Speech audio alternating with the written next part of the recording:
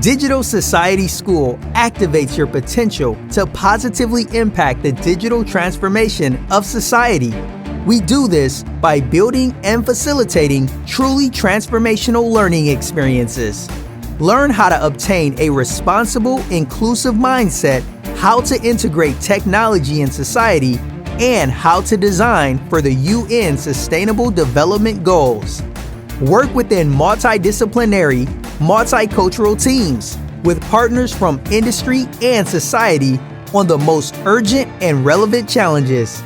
Digital Society School is a unique online and offline training ground for a new generation of leaders in a digital world. We explore more responsible ways to use the global digital transformation for the benefit of society. This is Dear Future, I'm Ready, brought to you by Digital Society School from Amsterdam. Welcome to the Digital Society School Showcase. Dear Future, I'm Ready. This is our second showcase of the year, and we welcome you to the studio, Havia, for the first time of this year, because we are here physically for a big part. So most of us are here in the studio. You will experience a lot of interviews with the people here, but also we will have guests like you see in the back. Frank Christin, our dean, is already there. Hi, Frank. Welcome. We will have guests also joining us by... Good to see you. Hi.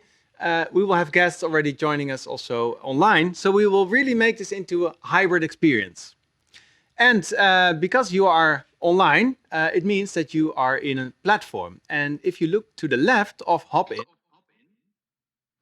you will see a menu that states stage, sessions, booths, and you can have the whole experience of the showcase over there. So if you go to the stage, you will see this talk show. If you go to the sessions, you can really see the projects of the trainees, and you can interact with them. And if you go to booths, you will see more information about those projects with videos and also of other projects of the Digital Society School.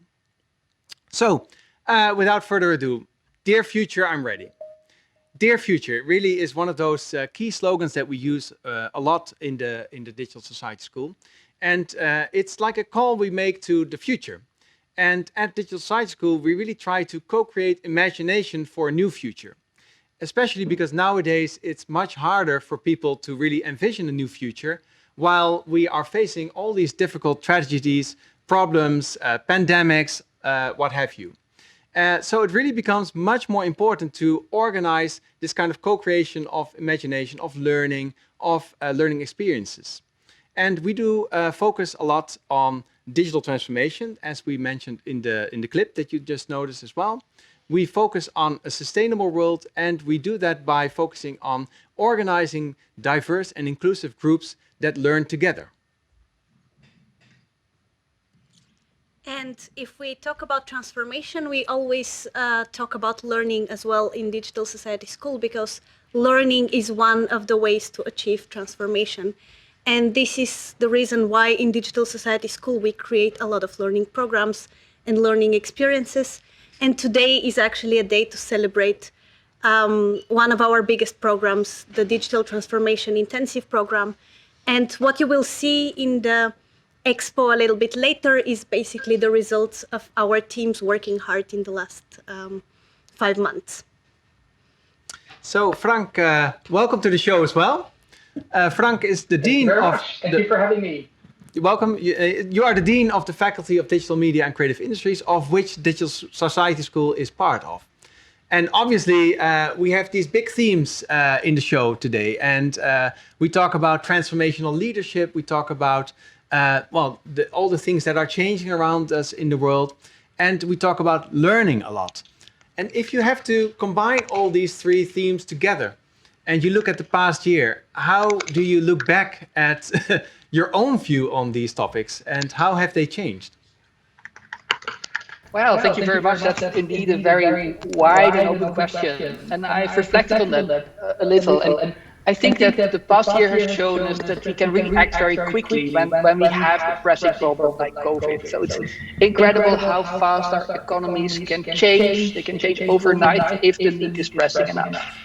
We had defunded economies, refunded economies, changed the way we move, behave, anything. And this is very fast. And to me, this brings hope for many other problems that we have, pressing problems like climate change, like inequalities and skewed welfare distributions, huge differences in well-being, but also dealing with diversity and inclusion. I think all those are very pressing. And at the same time, so I'm an optimist in the sense that we can change overnight. But we've also seen that real collaboration, even in time of an acute crisis, is hard.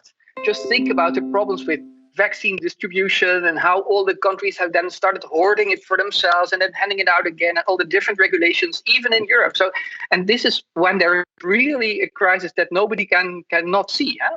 And this means to me that we have to educate people to co-create, to really collaborate, to be able to overcome one's own sometimes petty but private positions in the face of collective good or the collective things that we want to achieve together. And it shows us that we also have to become somehow, as you have this Roman Czarnik, so the partner of Kate Raworth, he says we have to become good ancestors. And I think we have to learn to think ahead. That's also what he said. Not just a quarter or a year or even a decade, but several decades or several generations into the future. And then think what that means for us now. And to me, that calls for a new attitude, new values, or even just strengthening the values that we have about collectivity, about empathy, about inclusion. We need new skills like co-creation, future thinking, collaborating across cultures, and new knowledge about how transformations have been working in the past and what we can learn for the future. And to me, something like the DSS and the things that you're educating is excellently positioned in this field. That's a wonderful opening. Yeah, Thank you so much.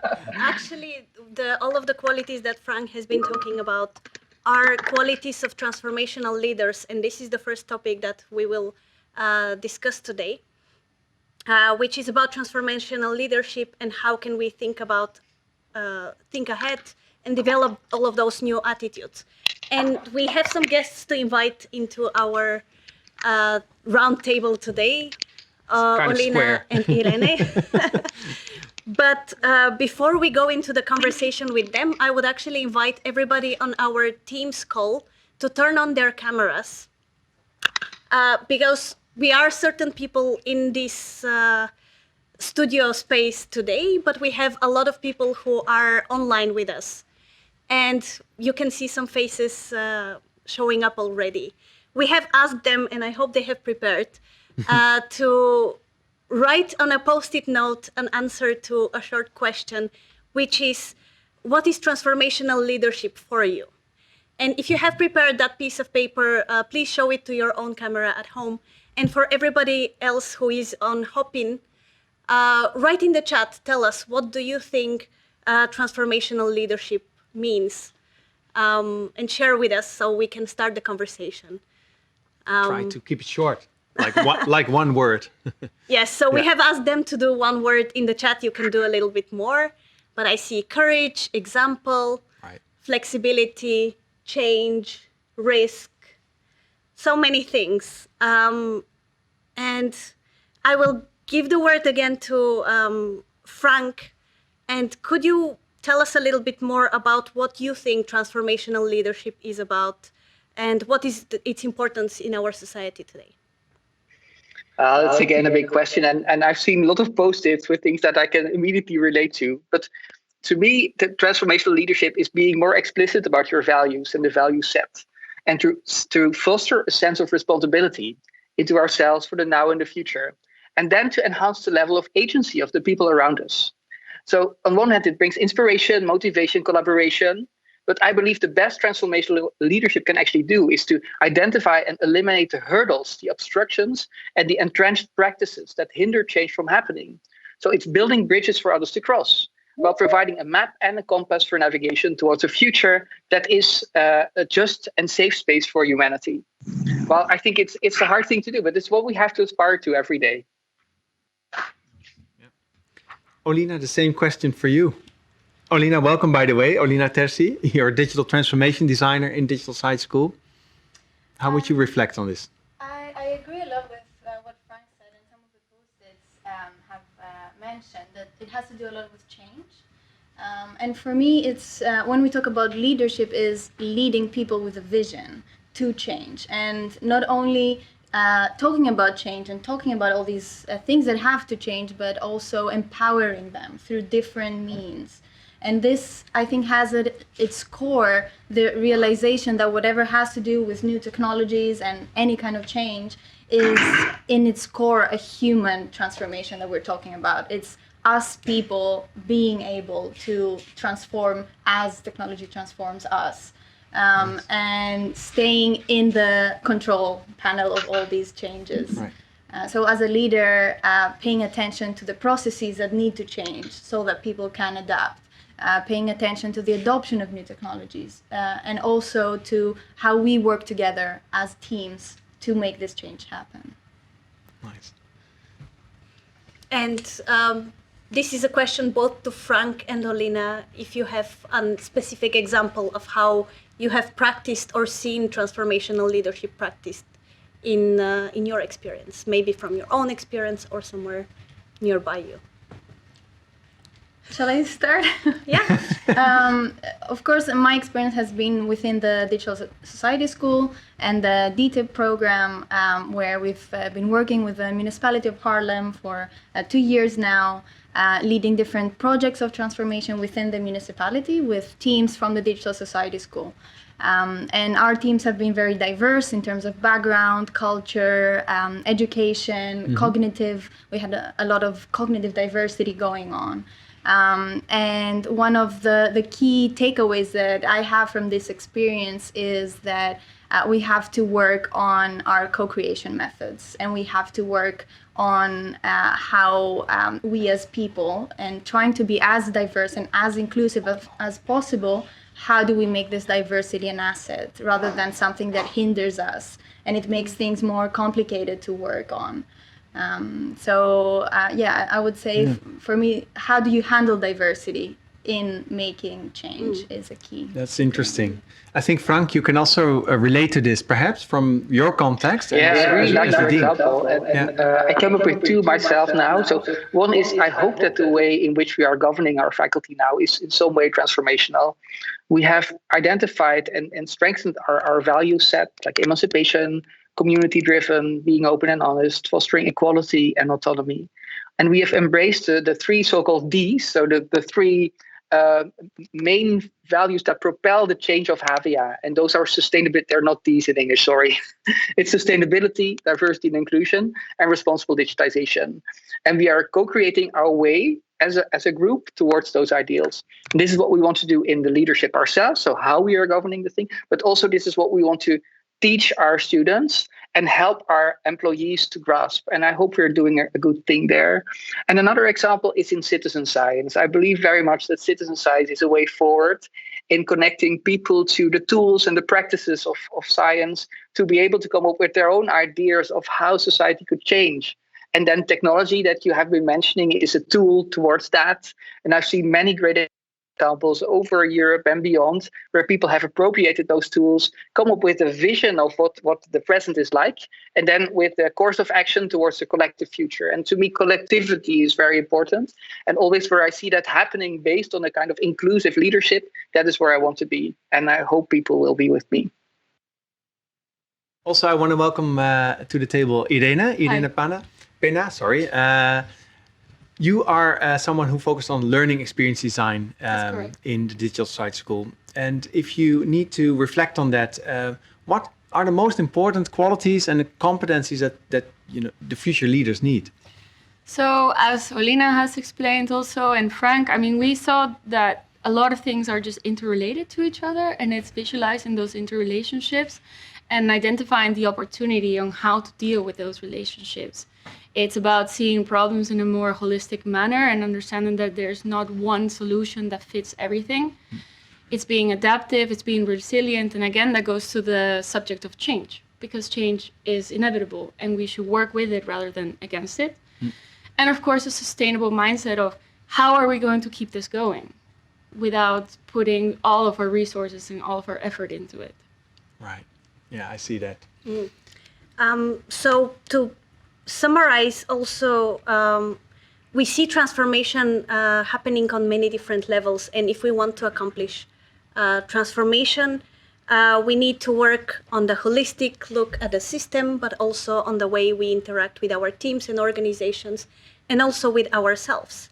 And actually, I would like to transition towards our next topic, which is about learning and the learning revolution, because personal transformation of a leader is also connected to how we learn and how we create learning experiences. So I would like to invite our next round of guests, and thank you, Elena and Olina. Thank you. To talk a little bit about the transformation in learning that we need. Because we also need to create learning in a different way, and we need to create learning experiences in a new way, both because of the complexity that we operate in, and also because of the changing environment that we continuously have to address. And first, welcome to Dimitrios, Asia, Ilis, and Mariluz. They are our team on the EdTech track, Educational Technology for Social Impact. And I will start first the conversation with Dimitrios. And can you tell us a little bit about how do you see the transition from education to learning, and what's the importance of it? Well, that's a very simple question. For the next 2 hours with Marilu, we are going to cover the topic in a very detailed way. No, I'm joking. In 5 minutes we are done.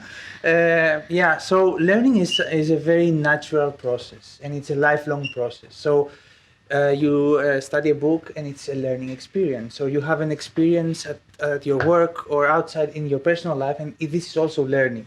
So when we talk about education, it's a more systematized process, more structural process. For example, the courses that we offer at the Digital Society School, while they are not considered formal education like masters, bachelors, and PhD programs, they are non-formal education but systematized. We offer high-quality resources. There is a teaching and learning process. Most of the times there is evaluation. So this creates the difference between education and learning. I don't know, Marilu, if you want to add anything. Yeah, I cannot say no to my boss, of course. No, I totally, Here you can. I totally This agree. is a safe space. No, I totally agree. For me, the main difference is curiosity. Like learning happens more intrinsic. It can happen every day, and education is more extrinsic. And I like that at our school we have there is sort of a structure, but a very loose structure. So learning happens every day. And actually, you have an initiative that's called Learning Rebellion. Yes, And it's indeed. not Education Rebellion. No. Why is that? I don't know. That's a good question. I have a thing that's like education in a more structured way is a bit old school. So that's why it's called Learning Rebellion. Old school. Okay, that's Yeah. interesting. So, if you have to talk about a revolution, then rebellion often goes hand in hand with revolution or change. What do we need? If you talk about that, Asia, also welcome. Do you want to reflect on that? It's a difficult question, but I think it also depends how we see a revolution, because I think what happened last year was a kind of revolution, right, in learning and education, but it can also be something that takes place over an extended period of time. So if we think about what kind of revolution we want or is coming, for me, I think, and also I'm looking at Dimitrios because he's an expert, but I think it's taking out the best out of on-campus and online experiences to enhance the quality of education. So in a way, hybrid or blended learning.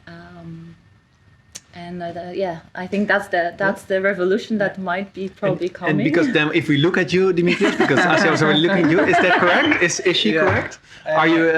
I feel that it's so difficult to foresee how education is going to be in the future, because 2 years ago, who would have imagined that primary schools would work with better said, emergency remote teaching, or all on-campus institutions would offer their education through online learning.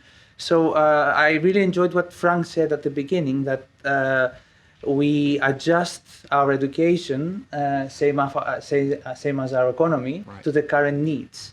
So the needs of the society will shape education. For sure, I foresee technology having a more important role now in every institution, from early childhood to vocational education and higher education institutions.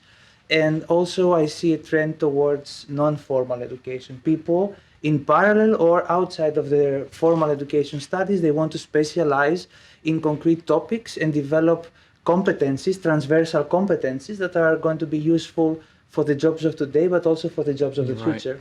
Yeah. This actually, especially the topic of online education, brings us to one of our new tracks that we are starting in Digital Society School from September, which is called Beyond Blended. And there, indeed, we will explore the topics of how we bring together online and offline education. But also, I would like to invite Iris to maybe share some of her examples from what are some ways of alternative ways of learning or teaching that you have explored in the last few months. So actually at DSS in May, we also had the blended campus event. And that's also an instance where we already saw VR coming into the scope. So really nice, our track digital twin, they actually made a digital twin of the Havia campus, but also of the Felix's Meritus and the Scheepvaart Museum. And so we engaged in experiments in Avatar to see what the right balance actually would be between having like online and physical education. Besides that, I've also witnessed some trainee teams starting to use team virtuals. So by solidifying the bonds more online, because we're exposed way more to sensory experience, hearing and seeing. So that's also why we need to make more effort to actually bond together. I think now is actually a good time to get even more examples from the three teams that have actually worked on the EdTech track in the last 5 months. So I would like to invite Pana, Charvi, Mariam, and Arundhati to come and take a seat. And while we do that, I have another invitation for the people who are in our Teams meeting and everybody on Hopin to get a post-it note and show us on the screen what has learning been for you in the last 5 months. So I'm sure some of you have prepared from the Microsoft Teams call, and maybe everybody else on Hopin can write in the chat. What has learning been for you in the last 5 months? And thank you guys for... Yeah, thanks Dimitrios, Asya, Mariluz, and Iris. And well, yeah, digital I see. Gradual and complex, fun, There's a very fuzzy one, out of focus. exciting, amazing. Please. Please take a seat. Flexible. Ooh, it's really hard to see some of them. Challenging. Yes, amazing. So These are the examples. Huh? these are the examples, yes. Thanks for joining. So first, I would like to invite Pana and Charvi with a project called Evidence for Teaching. Please tell us a little bit more about your project and what we can see in your booth in the expo. So, good evening to all of us everywhere. And so, to start it really simply, I would say that teachers all over the world want what's really best for the students. And simply by research, it has been proven that the best practices are the ones that are evidence informed. But with the time constraints, with their busy schedules, and with the frustration of finding these practices nowhere, the teachers are not able to implement these practices easily in their day-to-day learning, teaching classroom. And hence, we went through the whole design process, and we were able to pinpoint to 3 things that we found could really impact the use of these evidence-informed practices and would really bridge the gap between the non-inclusions and provide equal opportunities for all the students around if teachers are able to easily implement, find, share, and learn more about these evidence-informed practices. So in our booth, you'll be able to find a website that we have created for the same. And with it, we also believe that it starts with learning about the practice itself, learning about the terminology. And for that, we have a fun intervention where we say there's a toolkit that I think Anna would be able to show a little bit. Which so it's just like a simple card game where you can just get to know what evidence informed practices are, and you can have fun with it, and actually share it with your peers, play with them, and so that's where you start, and then you get used to them.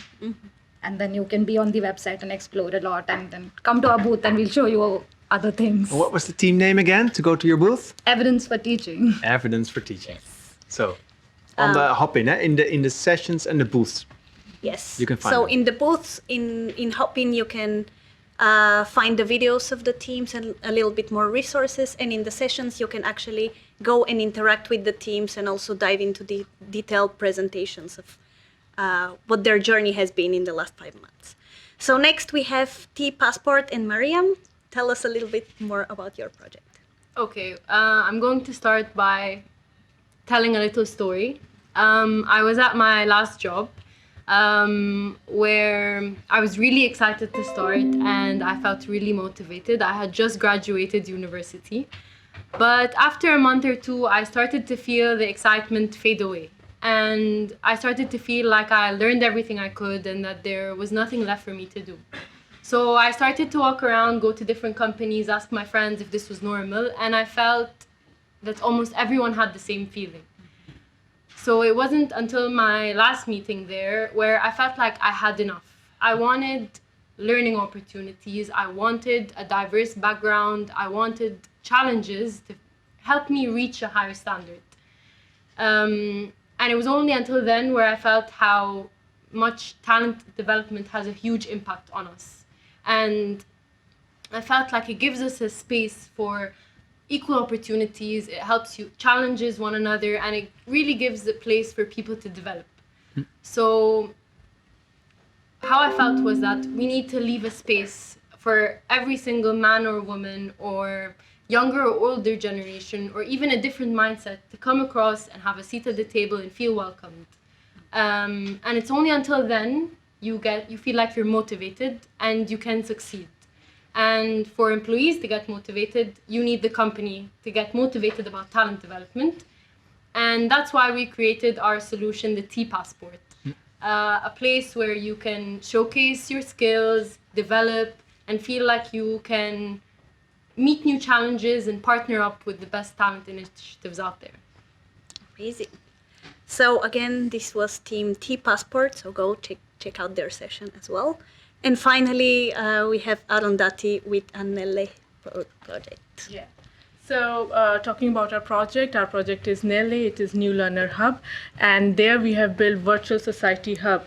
So it is to enhance the digital onboarding experience of trainees, and it focuses mainly on 3 things. So one is integration, then we have skill development, and also community building. So for integration, as we realize that it is very difficult for foreign students to get acquainted with a new city, so we have created a chat space where they can ask questions about the logistics of their traineeship, and they can also develop relations with people outside of their project team. It will help them in expanding their network. For skill development, we have created an event calendar where trainees can sign up to to participate, and they can also run their own workshop. They can exchange portfolios and can get feedback and inspiration from their peers. And for community building, well, that's a fun space. So we have created a culture corner. We have food space there to exchange recipes. Food is the best way to connect. And we have also created DSS radio. So there you can upload songs and, have shared Spotify playlist. We have also created Amsterdam map. You can get recommendation about cafes, restaurants in Amsterdam. So if you want to explore and know more about the fun space, please go visit our booth. It's Nelly. Thank you. Thank you, ladies. It's time we go to the next topic. Yeah, right? so the next topic, thank you so much. I want to welcome to the table Olina. Welcome back. Stefan Akkermans. We have Youngji Cho on the Teams meeting. So if everybody can switch off their camera and just Youngji switch it on, so we will see you very well then. Stefan and Nicoletta.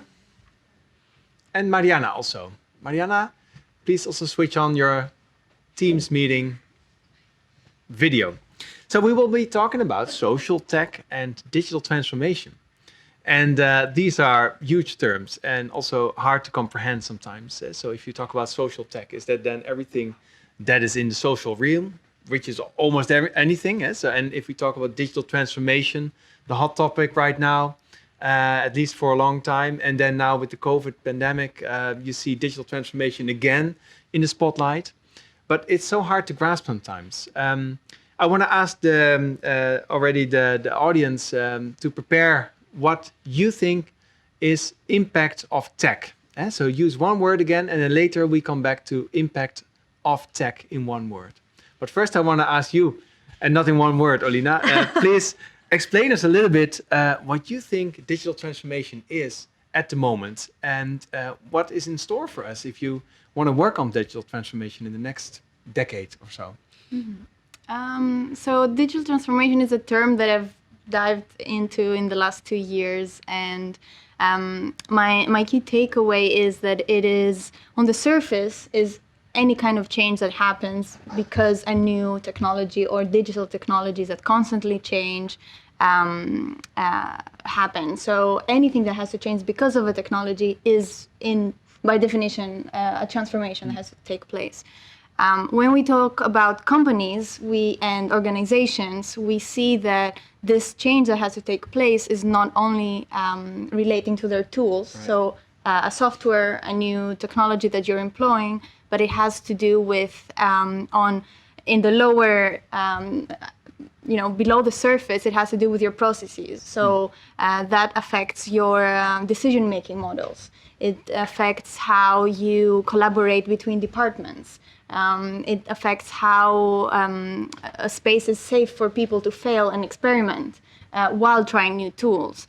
And at its core, it has to do with the mentalities and the mindsets that guide this collaboration. So fear of failure is a milestone that we have to go over if we are to transform. Right. So within an organization, that's what it is. And for me, a very important part of it also is personal transformation. So being active in changing yourself and being able to adapt your skills to respond to that change, and being able to develop yourself constantly. That's really interesting. And I think also in relation to one of the episodes we did for the podcast of digital transformation, on transformation design for a digital site school, Nora Bateson, she's a known figure and an author. She talked about that it's not only transformation of self, but also in between. And I found that really interesting also in relation to each other, in relation to things. So what you just mentioned, the tools, and I want to go to Nicoletta, tools. And so sometimes it's also the relationship we develop with tools, or the tools that we develop the relationship between us. So if we have to say the tools, we shape the tools and the tools shape us, what would you say then? Well, I mean, the thing is also like, and I think I agree with Olina also in the sense that digital transformation is a process. But in terms of the tools are the mediators and the things that we use to achieve a goal. So digital transformation is also a process that you have to achieve a goal. So I think the tools themselves and the questions around the tools themselves, I think as mediators, has a lot to do with accessibility. Right. So I think when we're talking about instruments to achieve these transformational goals, or tools to achieve these transformational goals, in a way that are accessible not only to like silos of experts, so it's not only the AI experts doing the digital transformation in a organization, it really needs to be something that is across the board, and it's something that it can be done by anyone in any department between all the departments. You see that with no-code automation tools, right. People being able to deploy their own ML models, stuff like that. In terms of the technology as a mediator, that is, I think, what we need to keep in mind a lot. And is it also something then you work in the instruments team of the Digital Site School? So That's where you build the tools. Yeah. And you work alongside with a lot of partners also. Yeah. Is that also the approach you choose? Yeah. So we basically built the tools that enable this sort of digital transformation, and even further, I would say, social digital transformation, right? Right. Because we work with a lot of NGOs and with companies on social goals consistent with their values. So we try to provide them with the tools they need to be able to enact social change or tackle problems like climate change and stuff like that. And that's a different mindset, I think, also. And people in Hopin, you can go to the booths and also find some examples of the instruments that we work on in digital science schools. Thanks, Nicoletta. And Stefan, I want to welcome you also. And you work a lot with sustainability. Often this seems like a very far topic away from digital transformation. But if you would have to, merge them or say, well, how do they relate? How would you reflect on that, the relationship between digital transformation and sustainability? Often digital transformation is seen as something negative also on our lives. Like all this technology, what do we do with that? It creates anxiety. But how can it actually help us perhaps to create a more sustainable world? Yeah, so we've been working on that for the last 2 years. So digital transformation is also a lot about the people themselves. So what we look at more is in terms of thinking about it in systems and sharing information, systems for sharing. That's what we do.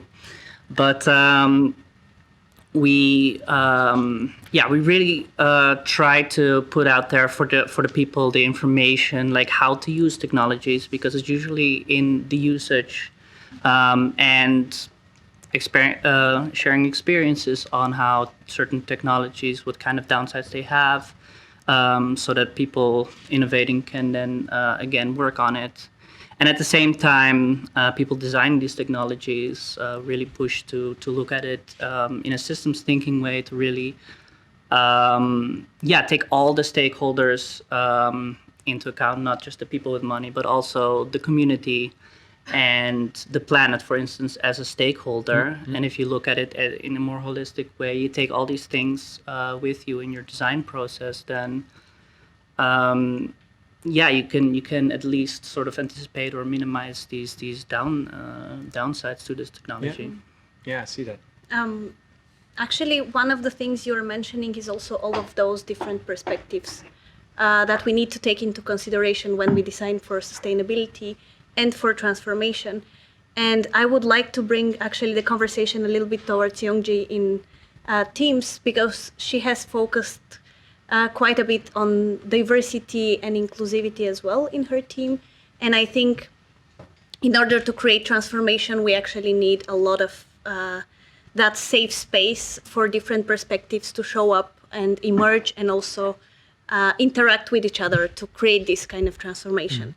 So Youngji, can you say a little bit more about how do we create those safe spaces, and where the unsafe spaces also you've noticed occur in digital and physical world?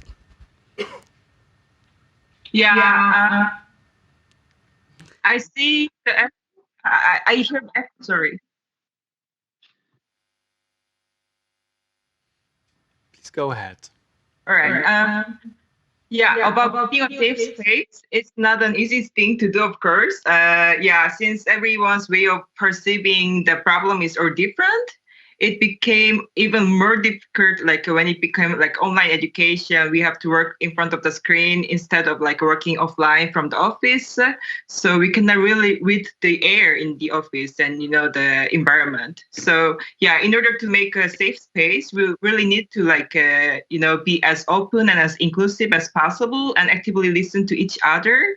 It's not only about our own listening to the other with our own ears, but with our full body, and try to empathize with others as much as possible, and knowing when to stop, knowing when to step out and claim your space, and knowing when to step back and being quiet if you're the one who is the most talkative member of the group. So it's not only about individual responsibility. It's not only about the group. It's not only about the societal thing, but it's something really in between. This creating the safe space. Yeah. And I don't know if Mariana has managed to. Yeah, Mariana, are you in the Teams meeting? Yay! There you are. Yes. Hi.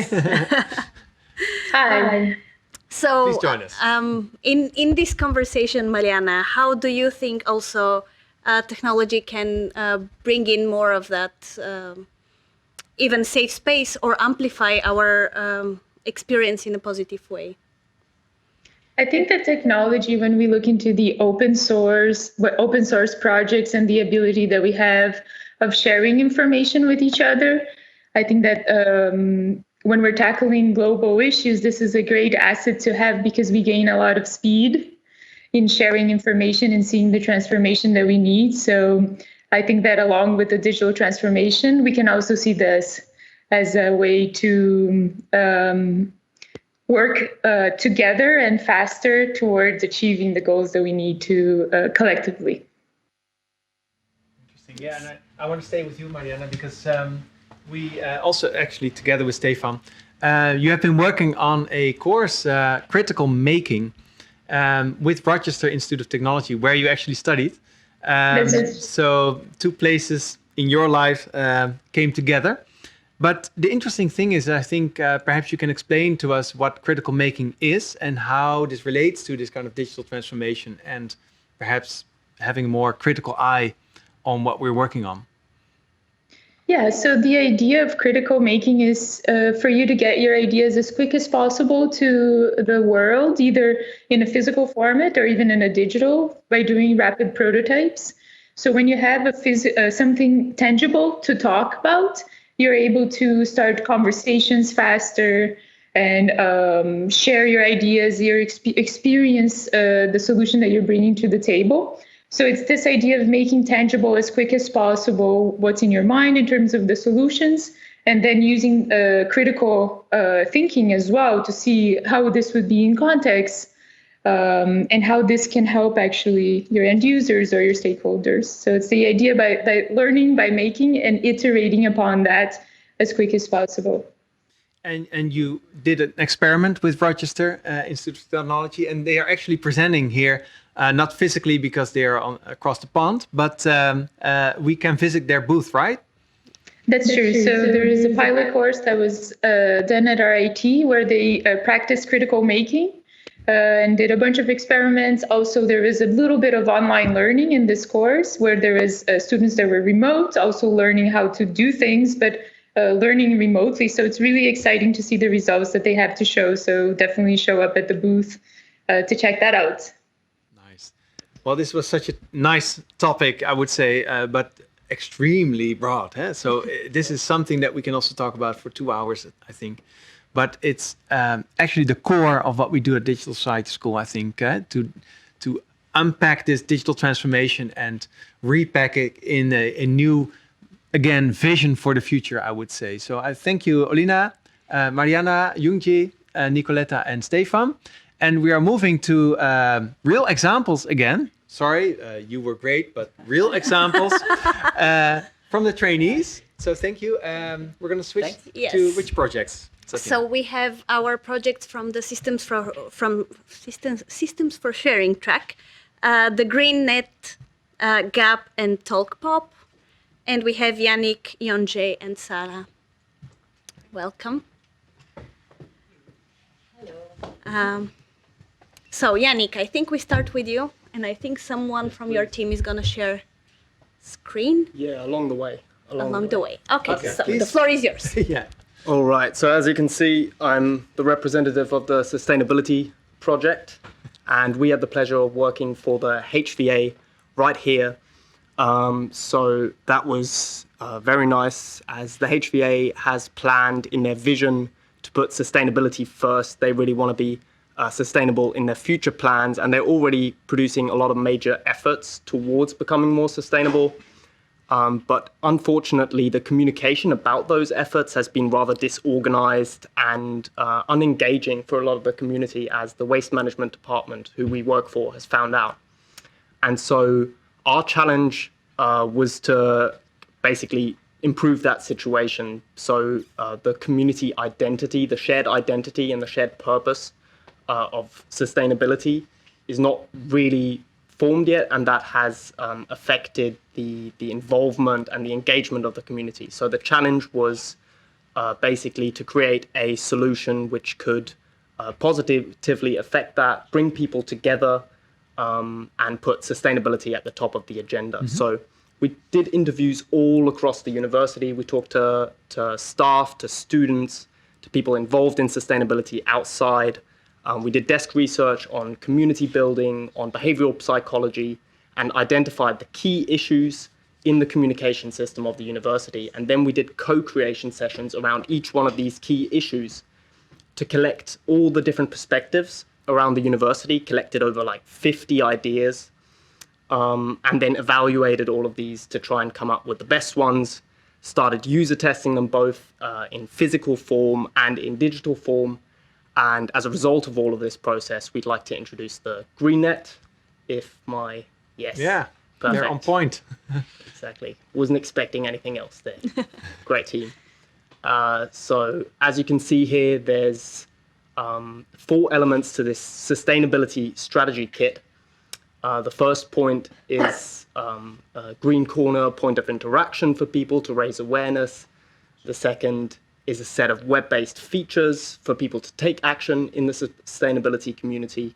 Then we have an event, the Sustainability Week, which we've designed for the HVA. And finally, we have a comprehensive communication strategy with suggestions for the long term. Yeah. Wonderful. That's about it. What's the booth name again? The booth name is the Green Net, Connecting the HVA Sustainability Community, and we'd be happy if you come check us out. Wonderful. Thank you. Thank you so much, Yannick. And then we have the Government as Platform project with Andre. All right. So our team, GAAP, Government as a Platform, we've been working with digital transformation with Dutch municipalities. So many people, of course, know what digital transformation is. And they will also know that it's quite hard to actually do digital transformation because, well, what kind of technologies do you need to actually adapt? What kind of new systems do you need to create? How do you adapt your current work processes to those new technologies? It is quite complicated. And it's been a problem for Dutch municipalities to actually engage with digital transformation.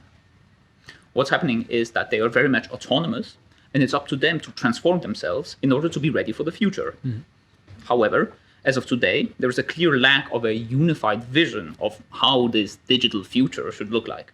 And this is what our team has been dealing with. All right. What did we do? Well, our research shows that there are many roadblocks on the way to successful digital transformation. And we are tackling 2 of them because the entirety of the problem is a little bit too complex. These 2 are A, lack of understanding of what digital transformation actually is, and B, fear of change, actually. And what we have done is we created a service that consists of 2 main features that are trying to tackle these 2 roadblocks. The first feature is an interactive onboarding journey where we take the user through the story of a technology which is very familiar with people from the Netherlands, which is the humble bike. And then we connect it, of course, to more contemporary digital technologies. And the idea here is to create a storytelling journey where we tell a story about what transformation is and how you create successful transformation in an effort to engage disengaged people. The second part of our service is an online interactive map where you can see all kinds of projects from across the Netherlands related to digital transformation, and the users can also put down their own projects on the map.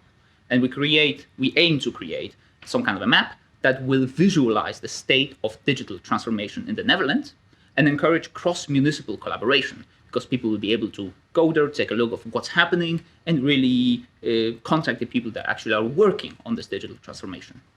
So I think that's it from me. If you are interested in what we are doing, we are the Gap Map stand, and we will be happy to tell you all about what we have done. Thank you. Wonderful. Amazing. Everybody there. And Sarah, tell us a little bit more about your project as well. Yeah. Okay. Conflicts in the workplace. Sounds familiar, right? Power struggle, hard feeling, wasted time. It happens also to the best teams. And as a team of trainees here at the SS, we have gone through all of these too. That's why we created TalkPop, which is a digital toolkit that helps trainees to become better team players by developing communication styles based on empathy and connection. And besides trainee, we aim to help actually anyone who wants to become a better communicator, make teams more efficient, and create a safer, more enjoyable workplace. That's it. Wonderful. Amazing. Thank you so much. Yeah. Yeah, helping people, talk pop. We will wait for you.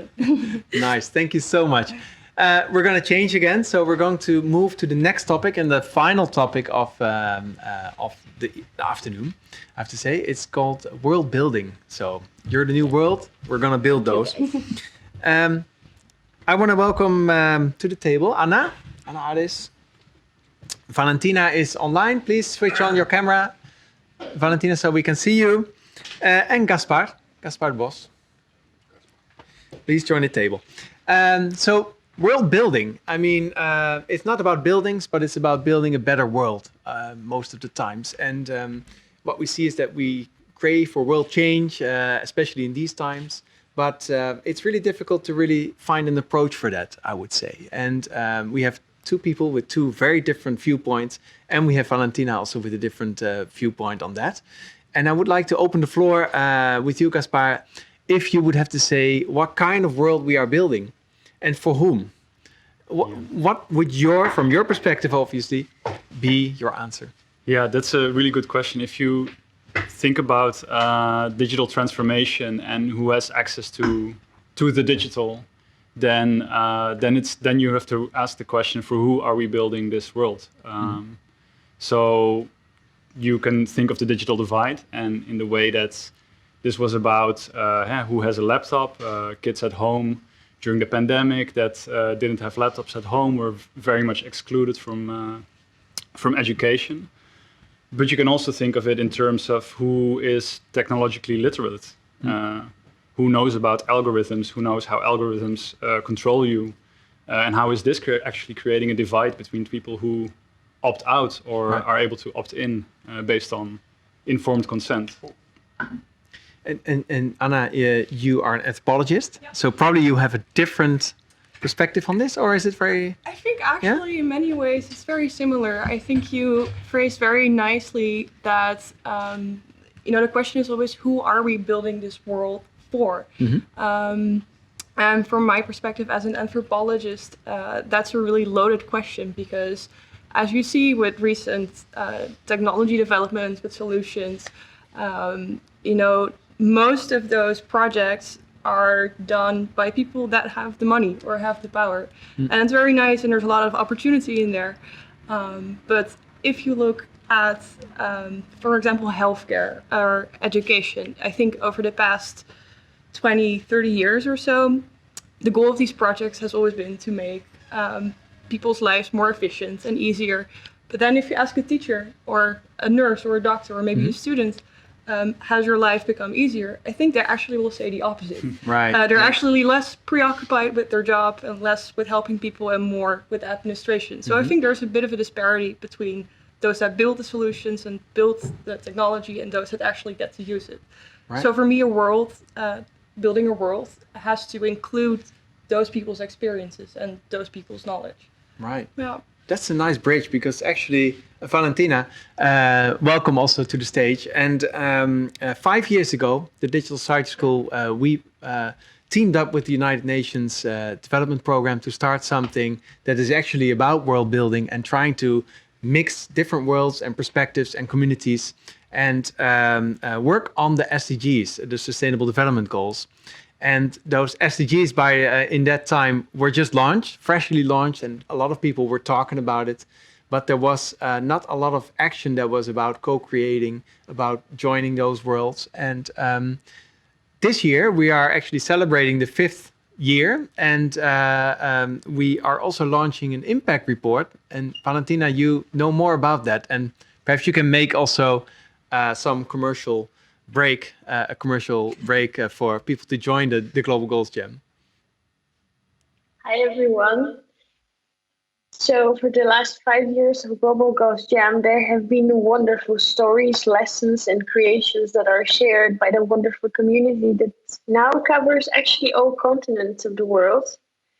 Thousands of participants and their vision and hope for the future are all connected through the impact report. And the impact report is created by Digital Society School as the main founder of the event. And it's an adventurous medium of going through all these lessons and creations. And if you would like to know more about it, you should better follow us on social media and the website of globalghostjam.org. Yeah, thank you so much, Valentina. And thank you for being here, because I know your apartment flooded last night, or yesterday at least. So there was this last minute message where you said, "Oh, I'm underwater." So I hope it's not climate change in this respect. Well, I think in a way it is connected, isn't it? All the storms and the weather changing. Interesting. Thank you so much. On to the next question. Yeah, actually, one of the things that emerged from the Global Goals Jam is also one of our tracks, which is designed across cultures. And one of the beautiful things of Global Goals Jam is that we have all of those people from all over the world kind of interacting with each other. So my question to Anna, as a representative to that track, is what do you think is the role of culture in actually building those new worlds? I think that's a really cool question. To me, as an anthropologist, culture can mean so many different things, right? So it starts, I think, with people from all over the world who have their own habits, their own practices, their own knowledge systems, and it's very valuable to include those, which I think is what we're also doing here. We have a very diverse team. But culture to me also means an organization such as ourselves, or education, or maybe another company. And if you look at institutions from the perspective of culture, I think it's very helpful in building solutions, because you get to see that that organization is actually a story that is being told and being retold. And the question is always, who gets to tell that story, right? So in including everyone, then I think you get the most sustainable solutions that really work for everyone. Interesting. And also, if I go to you, Gaspar, then virtual worlds, that's really your thing in a way. Digital twins. How do you include culture, or do you develop new cultures within those worlds? Yeah, it's cool how there's so many overlaps within the tracks, right? Because we had we had a session indeed in virtual reality on a campus, on a virtual campus. Which was also mixed, so there were people in virtual reality or on laptops or physically there, and that culture indeed it's an excellent question. Like, how do you develop it when you're going virtual? Like, what are the rituals that you keep? How do you create empathy? How do you bond with each other in virtual worlds? And I think the question that we ask from our track, Digital Twin, is not like, how do we, what I often see is like some sort of technology as a mitigation, but rather asking like, what are the inherent qualities that we can use, rather than using it as a patch. Right. Yeah, and that's interesting, I think. Yeah. And we have to then again move on to the real examples, right, Satina? So we have two projects, one from Digital Twin and one from Design Across Cultures. So Tani and Valentina, please come and tell us. And thanks Anna and Gaspar and Valentina for joining. Another Valentina. Oh yeah.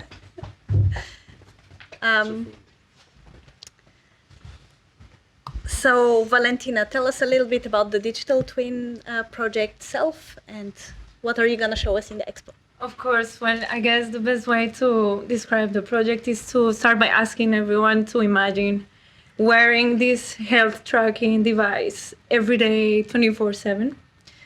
Probably many of you already do, but bear with me. You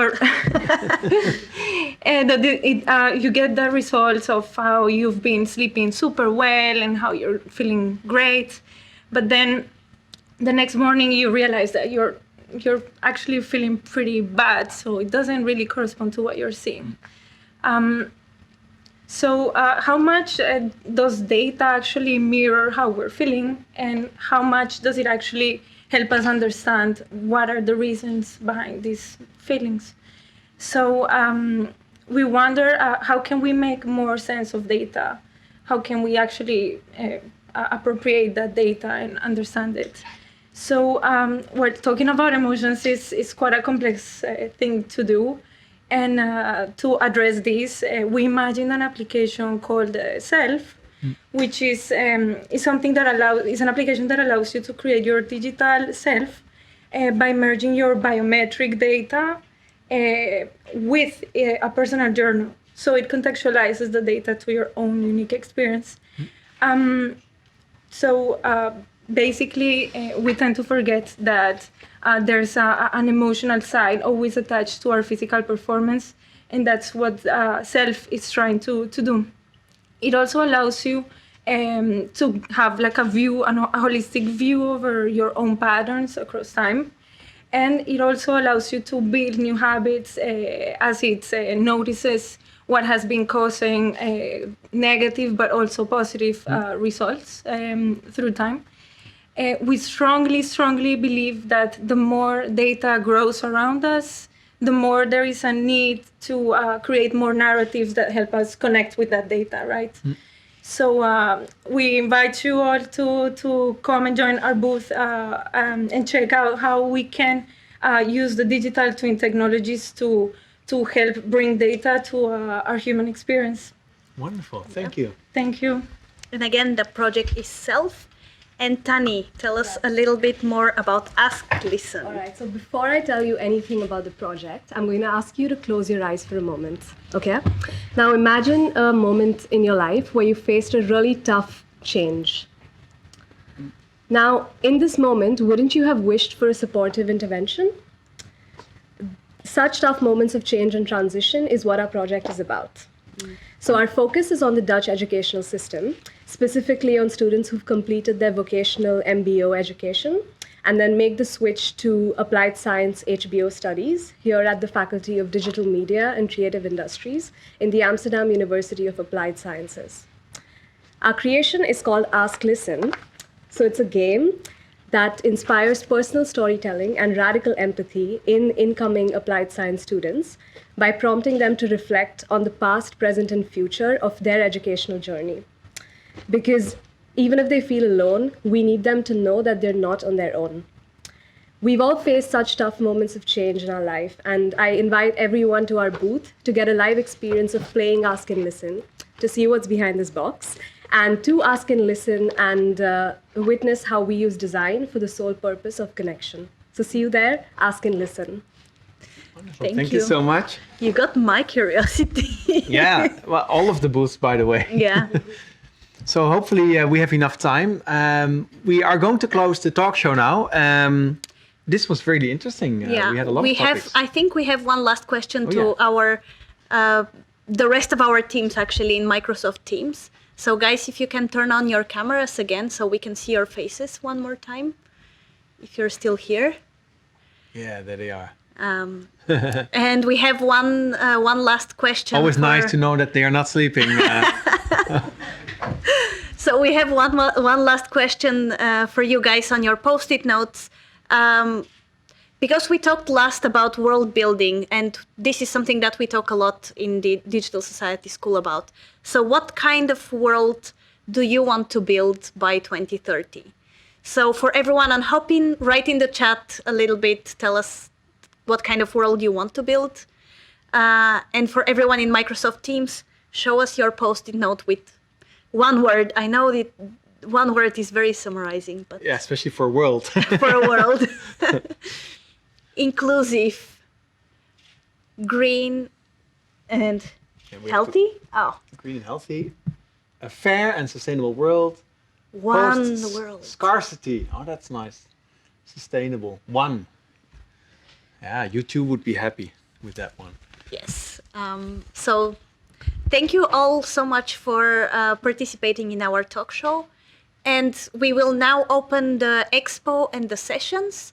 So via Hopin, you can go on the left, you can see the different tabs, which are sessions and expo. In expo, you can get an overview again of what our different projects are and watch a short video for each of them. And in the sessions, as we said before, you can go and actually interact with the team, listen to a little bit deeper presentation of what was their journey, what are the things they have created, play a game, or talk to them in more detail. And this will be open for the next hour. Yeah. So at 6 o'clock sharp, we will be back here to close the expo and the whole showcase. But of course, we do that because we have a lot of soccer fans here, Dutch soccer fans, because the Dutch team will play against North Macedonia. And then the last question we want to ask you, and perhaps you can put that in the chat, is of course what the result will be of this game. So let's see if we envision futures and if we can really envision futures by predicting them. Thank you so much. Also, from our part, for now, enjoy the expo. Really dive deep into it, and don't be afraid to really talk to the trainees and share your vision with them. So enjoy the showcase, enjoy the expo, and see you at 6 back here at the table. Yes.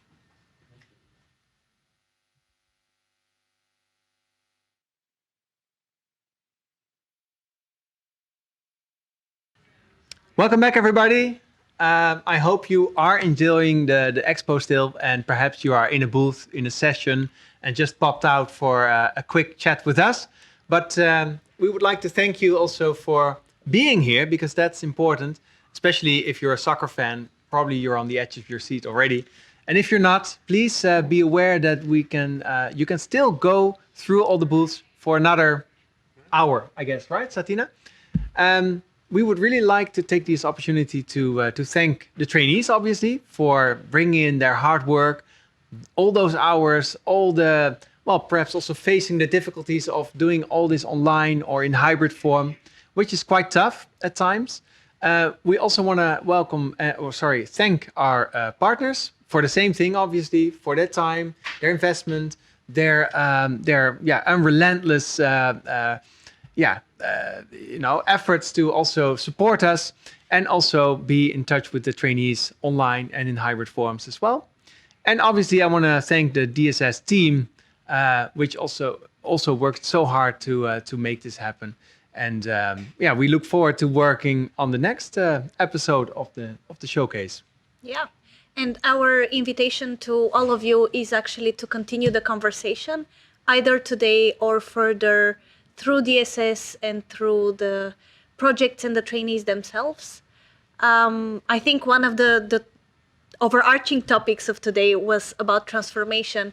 And one of the ways we can accomplish this transformation is to keep exploring these examples and keep being the examples of transformation and continuing engaging with each other around the important topics and issues we want to transform. So keep interacting, keep talking to each other, and we'll see you next time. Wonderful. See you next time.